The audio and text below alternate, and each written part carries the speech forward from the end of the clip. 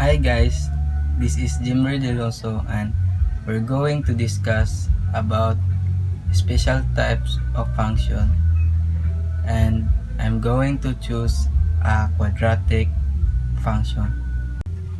Okay guys, what is quadratic function? A quadratic function is a polynomial function with degree of 2 is called quadratic function. And I'm going to choose graphing quadratic function. This is my little sketch, and this is an example of quadratic function. Function of x equals a squared plus bx plus c. Number 1. Recall that your parabola is open upward. It means the a value is positive, or it's downward, the a value is negative. Number 2. Vertex. To find vertex, which will either be the highest point on the parabola or the lowest point on the parabola, we can use the formula of negative b over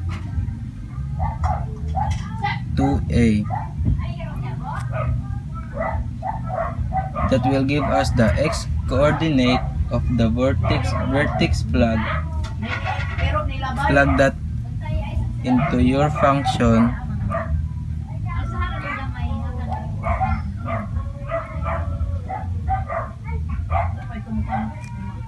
You get the y coordinate. X-intercepts. To find the x-intercepts, if they are any either factor, if it's not easy to factor, I just use the quadratic formula and then get the y-intercept. I simply plug 0 into function. Okay, let's do one here. F of x equals x squared minus 2x minus 8.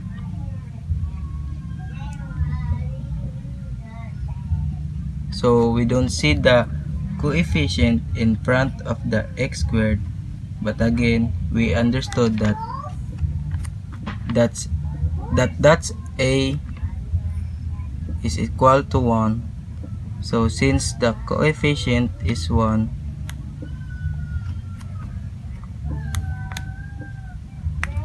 it has a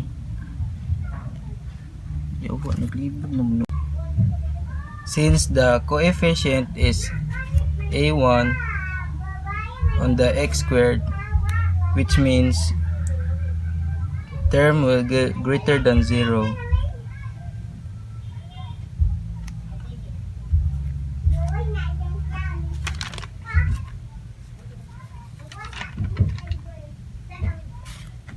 So that means that our parabola will open upwards.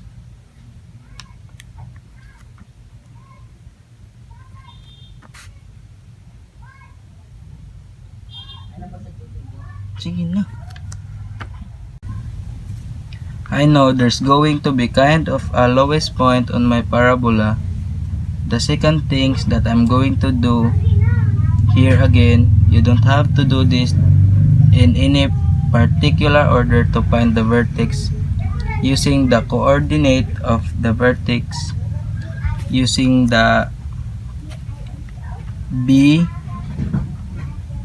negative b over 2a formula.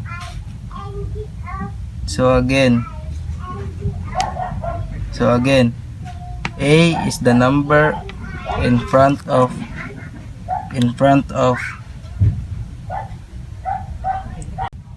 so again, A is the number in front of the x squared. It means A equals 1. So A value in this case will be 1. And the B value is whatever numbers in the front of x, and again make sure you take into consideration. So our value in this case is negative 2. This negative 2.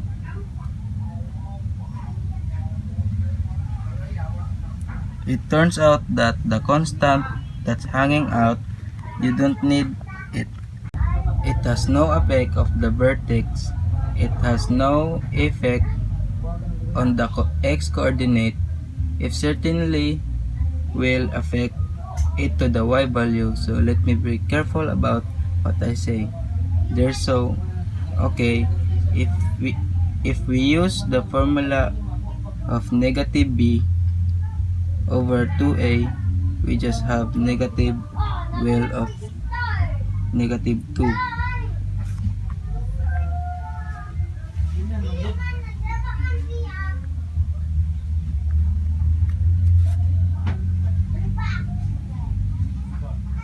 And then we take it 2 times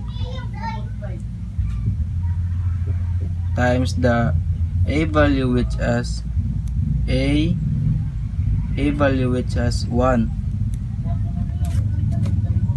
So we simply get 2 over 2, which says the x coordinate of our vertex is going to be equal 1. We're going to plug it into the vertex. That's the x coordinate of the vertex. And now all I have to do is plug that back into the function to get the y value. So to get the y value, we just plug in 1. So f of 1 will be 1 squared minus 2 times 1 minus 8. So that's 1 minus 2 minus 8. And that to me looks like the value is negative 9. That's the y-intercept. We're going to plug it in the vertex. Negative 9. So that's the vertex. Number 3, x-intercept. What going to do is find the intercept. You basically replace the y value, or equivalently the f of x, we set that to equal 0. Well, now I have to solve this equation. 0 equal x squared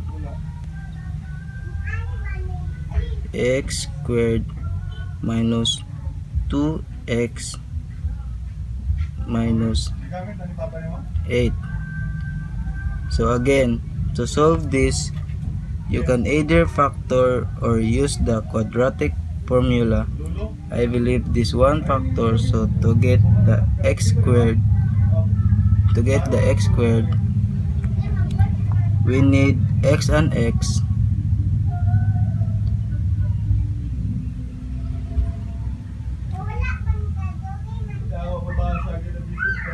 So now I look for the two numbers that multiply negative 8 but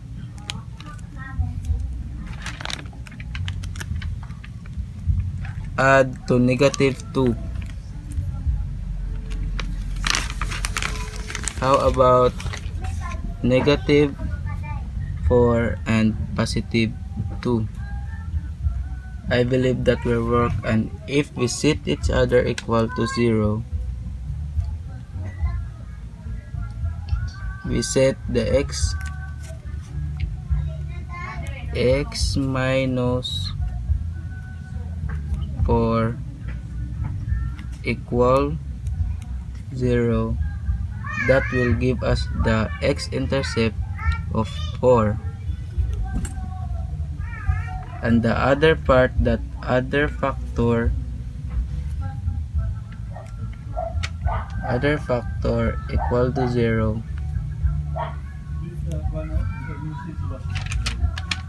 x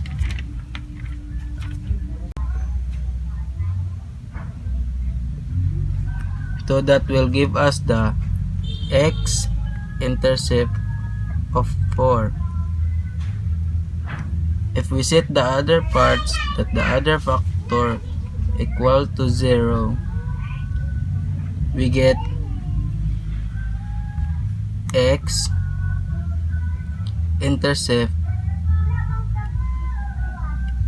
equals negative 2. So it means that in this square of our function has 2 x-intercept, and if you think about the vertex, and if you think about the fact that it's opening upward and the 2 actively, I think it should have 2 intercepts. So I know my x-intercept are going to be at 4 and negative 2. And the last thing is simply to get the y-intercept. So to get the y-intercept, we just x equals 0.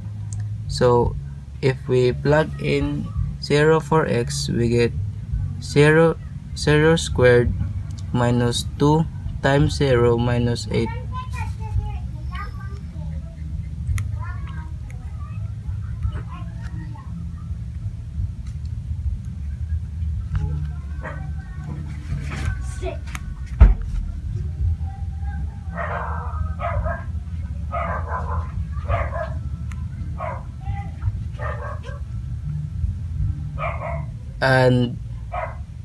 And that, to me, it looks like the value is negative 8. And all I have to do is to make a little sketch.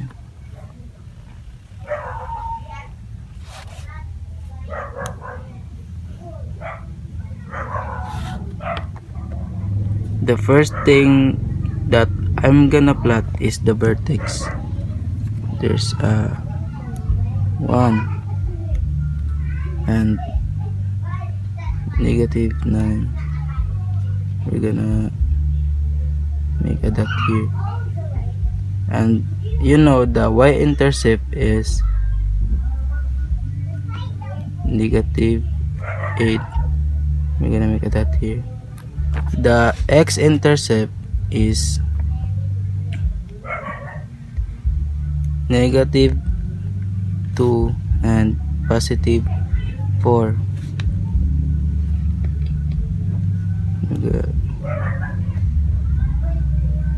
So we're gonna connect the dot.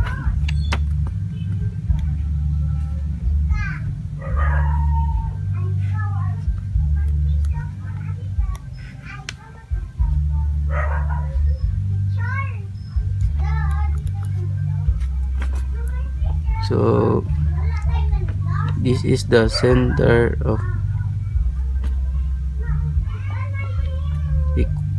this is the axis of symmetry.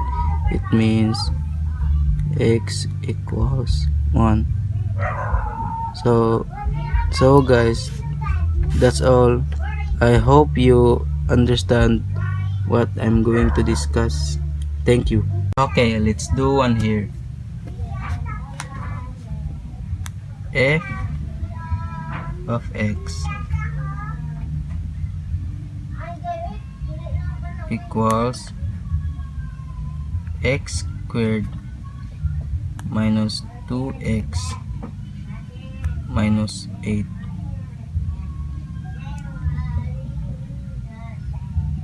So we don't see the coefficient in front of the x squared, but again we understood that that's a is equal to 1. So since the coefficient is 1,